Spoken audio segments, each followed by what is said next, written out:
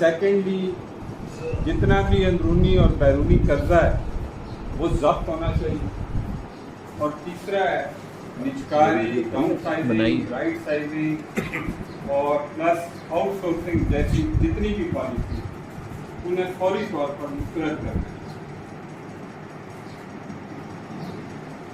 ये तो वो मेन हमारी डिमांड है। पहली डिमांड की थोड़ी सी वजाहत इसलिए कर दूँ कि सफ़ेद कपड़े हम सब ने पहने हैं। एक वो डाकू है जो हमें गन पॉइंट पे लोड करता है, एक सफ़ेद कपड़ों वाले डाकू है जो चाहे पार्लियामान में बैठे हैं चाहे कहीं और बैठे हैं। सिर्फ बिजली के मद में हाजी साहब 10,000 अरब रुपया 10 साल में हमारी जेबों से उस बिजली का चला गया जो बिजली शुरू से पैदा ही नहीं हुई। आप जरा इनकी डकैतियों का अंदाजा लगाएं। हम उनसे अपने इदारे बचाने की सजेशन या उनको एक कह रहे हैं कि आप हमें बचाएं। IMF का कर्जे की बात है, 148 अरब डॉलर आपकी कर्जा है, 300 अरब डॉलर हम मुख्तलिफ टाइम पीरियड के अंदर सूद की मद में अदा कर सकते हैं। वो मेरा और आपका हर पैदा होने वाला बच्चा 3 से 4 लाख का मखरूज। ये वो बातें हैं जो हमें आपस में डिस्कस करनी चाहिए कि ये कौन है और क्या है। जिस तरह सर ने बात की है कि अपनी तनख्वाहें बढ़ानी है तो वो 600% बढ़ाओ, और हमारी 7% या 6% या 3% बढ़ा के हमको इतना बड़ा एहसास किया जाता है कि जैसे हम नस्ल इनके गुलाम हैं और इसी गुलामी में हमारी जिंदगी गुजर रही है। हालत इस वक्त हाजी साहब ये है कि किसी छोटे से एहतजाज को भी बर्दाश्त नहीं करते।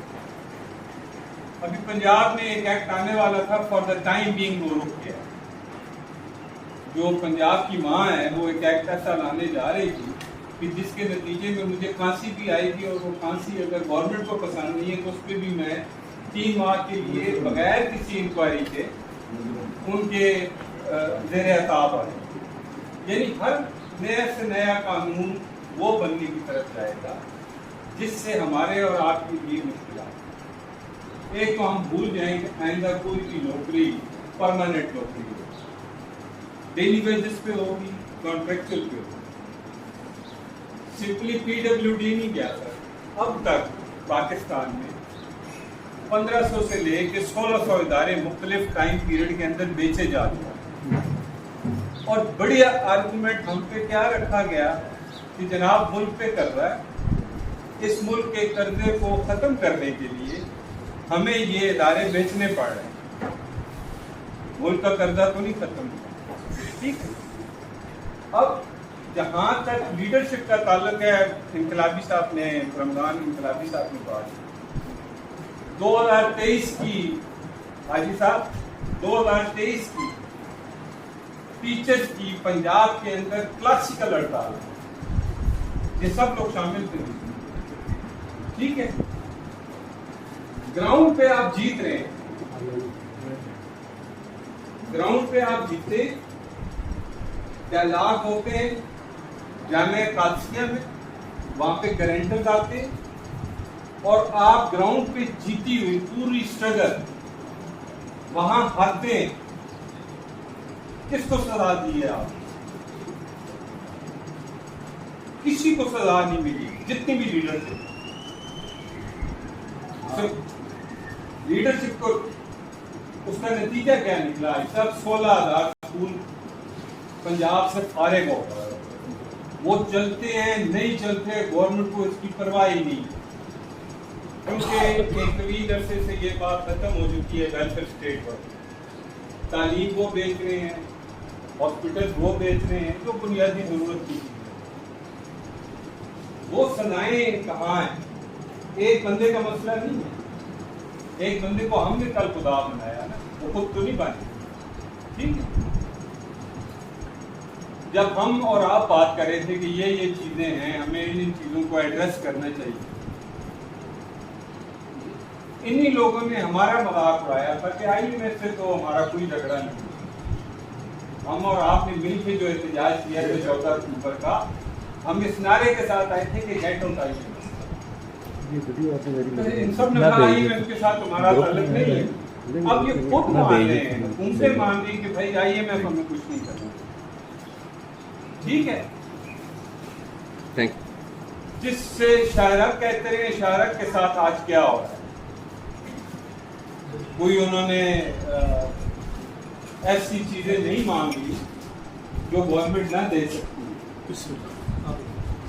بجلی سستی مانگی، آٹے کی سبسڈی مانگی پہ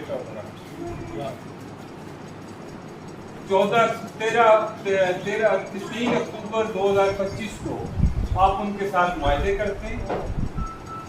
1 سال کے اندر بھی نہیں ہوا تو ان کو سرٹیفکیٹ، جیسے ہمارے یہاں بڑا آسان ہے سرٹیفکیٹ جاری کرنا کہ تم غدار ہو، تم دہشت گرد ہو، تم فلاں ہو.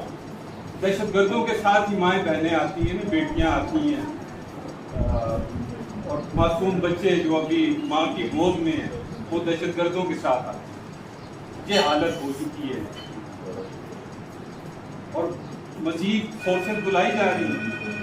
مودی پہ گلا، مودی بھی کس بات کا گلا ہے؟ یہاں پہ تو سیدھی اپنے لوگوں پہ گولی چلائی جا رہی ہے. جو بات کرے گا وہ غدار ٹھہرائے گا، جو بات کرے گا وہ دیش دروہی کہلائے گا. میری تمام تر پراپرٹی یہی پاکستان میں، میرا کچھ 1 روپیہ بھی باہر نہیں. یہ یہاں سے ریٹائرڈ ہوتے ہیں سارے کے سارے، یا چھوڑ کے جاتے ہیں، کسی کے آسٹریلیا میں کھاتے ہیں، کسی کے پیرس میں کھاتے ہیں، کسی کے کہاں پہ کھاتے ہیں. بنیادی طور پر آئی سب اس نقطے کی طرف جانا چاہیے کہ ہماری لڑائی جس سے، ہماری لڑائی اپنے سے نہیں ہے، اپنے لوگوں سے نہیں ہے. ہماری لڑائی ان حکمرانوں سے ہے جو ہمیں تقسیم کرتے ہیں، کبھی مذہب کے نام پہ، قوم کے نام پہ، علاقے کے نام پہ، زبان کے نام پہ، اور پریکٹیکلی وہ سارے کے سارے ایک کسی ایک طریقے انصاف کے مطلب وہ چیمپئن بنتے ہیں. کسی طریقے انصاف، کسی ایک پارلیمنٹیرین نے کہا کہ 600% تنخواہ بڑھ رہی ہے، میں نہیں لیتا. کسی نے ایون وہاں پہ ڈسکشن میں نہیں آیا کہ کسی نے پارلیمنٹ میں یہ ڈسکس کیا ہو کہ بھائی جان یہ آپ کیوں بڑھا. تو اس کا مطلب یہ ہے کہ جب حکمران ایک ہیں تو پھر ہمیں بھی اکٹھا ہونا پڑے گا اور مل کے جدوجہد کرنی پڑے گی.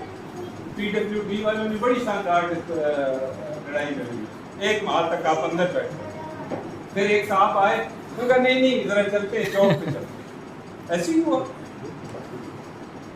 روڈ پہ آئے، 2 دن ریاست آپ کو دیکھتی رہی. تیسرے دن آپ کے ہی ایک بندے نے ان پہ پتھر مارے، آپ کے ہی ایک بندے نے ان پہ پتھر مارے. اس کے نتیجے میں آپ پہ دہشت گردی کے مقدمے بنے. ٹھیک ہے، تو مقصد کہنے کا یہ ہے، یہ جو دھرنا پالیٹکس ہے نا،